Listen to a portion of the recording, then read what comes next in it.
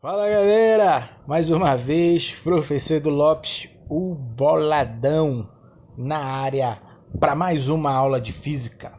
E continuando falando de dinâmica, agora vamos falar sobre as leis de Newton. Moleque, te liga papai, assunto delicinha recorrente em provas de vestibulares, inclusive no Enem. Galera, então as leis de Newton foram criadas por esse camarada aí, ó. Isaac Newton, contemporâneo do século XVII, século XVIII. Pense num bicho safo. Alguns biógrafos afirmam que esse cara passava 17 horas estudando. E dentre essa gama de estudo dele, uma parcela foi voltada para servir como a base da mecânica clássica. Todo e qualquer corpo que esteja em movimento, todo e qualquer corpo que esteja em repouso, obedece às leis de Newton. Beleza, galera? Então esse camarada foi uma das mentes mais brilhantes da humanidade. Esse inglês aí, Isaac Newton. Então, as 3 leis dele, começando pela primeira, que é chamada de lei da inércia, senhoras e senhores, fala sobre a incapacidade dos corpos de alterar o seu estado de repouso ou de movimento uniforme. Como assim, professor? Newton quis dizer, em outras palavras, que os corpos não têm a capacidade de alterar por si só o seu estado de repouso. Ou seja, se você observa agora, nesse exato momento, um vaso, uma cadeira, um sofá, uma estante parada, a tendência desses corpos é continuar parado. A tendência desses corpos, se estão em repouso, a tendência é continuar em repouso. Ainda bem. Já pensou, quando eu acabo de falar isso, a cadeira se mexe do nada aí do teu lado? Tu é doido, mano. Rasga daí que isso é sobrenatural. Porém, isso a física não estuda. Então, se um corpo está em repouso, se ninguém mais aplicar uma força nesse corpo, esse corpo vai permanecer em repouso. Mas Newton concluiu dizendo também na primeira lei que os corpos são incapazes de alterar seu estado de movimento uniforme, ou seja, velocidade constante. Observe essa primeira animação aí, que o carro colide e o motorista continua o seu movimento. Porque se ele está em movimento, a tendência dele é continuar em movimento. Mesmo colidindo aí com algum obstáculo, o carro está em movimento, o motorista está em movimento junto com o carro, então o motorista tende a continuar em movimento, por isso que ele é jogado para frente. Beleza? Isso você observa muito bem dentro de ônibus, né? Dentro de carro, dentro de algum automóvel, que quando o automóvel freia, nós somos jogados para frente, porque nós estávamos em movimento com o automóvel, nossa tendência é continuar o movimento, por isso que somos jogados para frente. Quando ele acelera, nós somos jogados para trás, porque até então nós estávamos em repouso, nós tínhamos a tendência em ocupar nossa posição de repouso, e por isso que nós somos jogados para trás. Beleza? Então não esqueça, na primeira lei, um corpo em movimento tende a permanecer em movimento. Um corpo em repouso tende a permanecer em repouso. Tá na mão? Tranquilo. Olha só, galera, é graças à primeira lei de Newton que explica, que justifica a obrigatoriedade do uso de cinto de segurança. Então, se o carro colide, você está em movimento junto com o carro, se ele colide, a tendência do corpo ser lançado para frente, porque está em movimento, tende a permanecer em movimento por inércia. E o cinto de segurança vem para nos segurar desse movimento por inércia aí. Beleza? Tranquilo, suave. Primeira lei, só isso. A segunda lei fala sobre uma formulazinha fundamental na dinâmica, que disse que a força resultante, lembra como se fosse resultante da aula passada, ela é diretamente proporcional à massa no corpo e à aceleração adquirida por esse corpo. em que essa segunda lei se resume nesta equaçãozinha aí, ó, que a força é o produto da massa do corpo pela aceleração adquirida por ele. Mas só o que Newton quis dizer com isso mesmo? Vamos entender. Quando ele diz que força e massa são proporcionais, ele quer dizer que quanto maior for a massa, tu tens que aplicar uma força mais intensa para movimentá-lo. Para tu arrastar uma cadeira é mais simples do que tu querer arrastar a tua cama aí, porque a tua cama tem maior massa, então tu tens que aplicar uma força mais intensa. Então, se nós temos essas duas situações, perceba que a massa 1 é menor que a massa 2, então a força que terá que ser aplicada na massa 2 será bem mais intensa que a força que foi aplicada na massa 1. Força e massa são diretamente proporcionais. Na situação em que a massa é maior, no caso a massa 2, a força aplicada na massa 2 também será maior. É só você pensar que força e massa são diretamente proporcionais. Sendo assim, nós podemos analisar também a relação entre força e aceleração, que também é diretamente proporcional.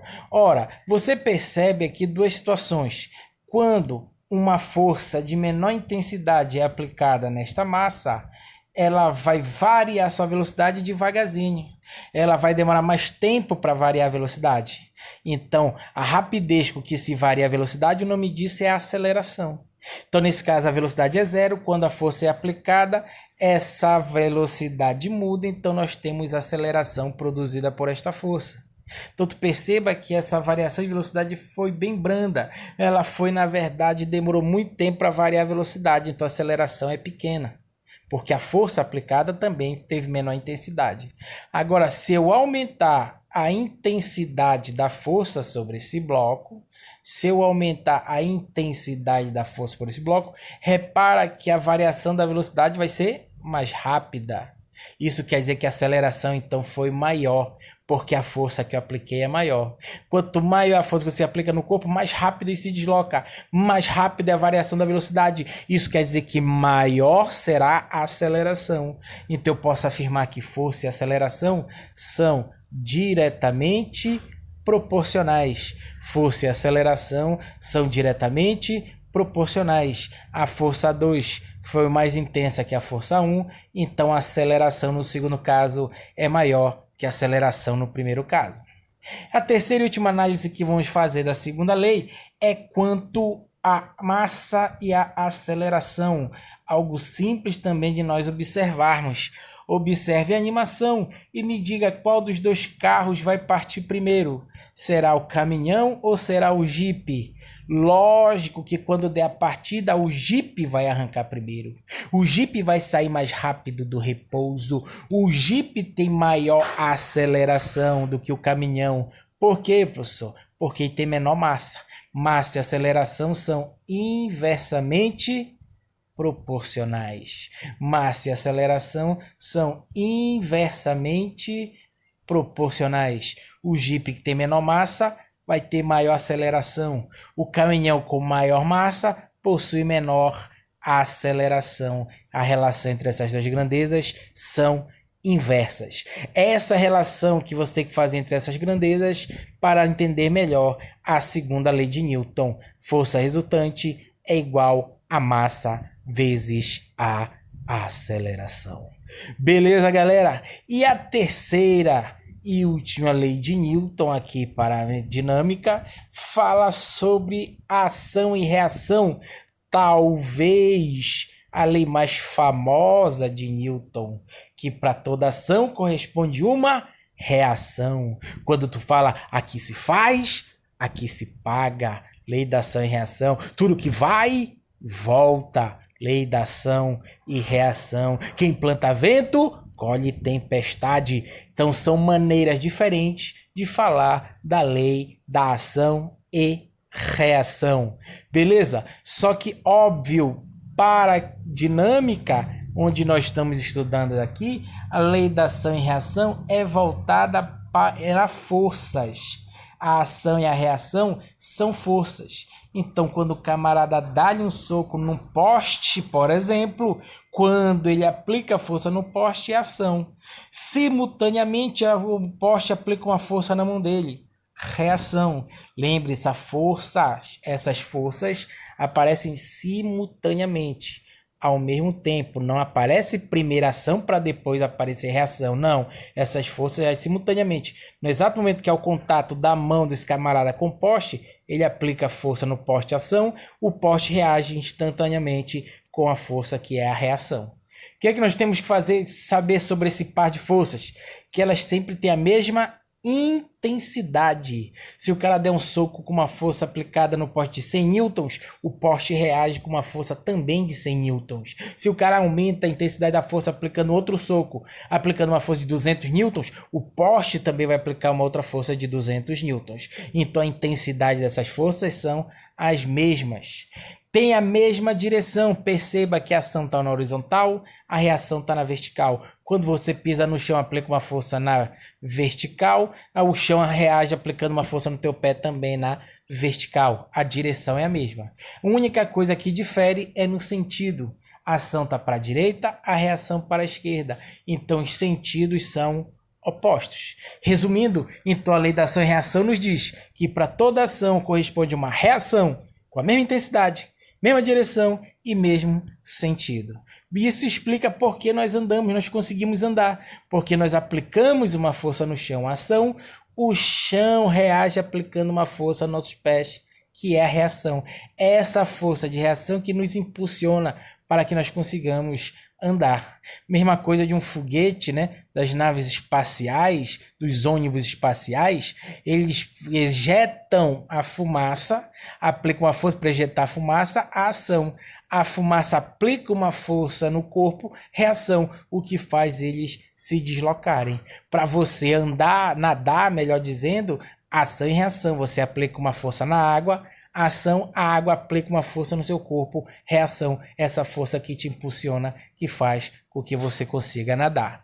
Beleza, galera? Então essa foi a nossa aula sobre as leis de Newton. Tamo junto na missão. Até nosso próximo encontro, mas até lá, viverei de saudades.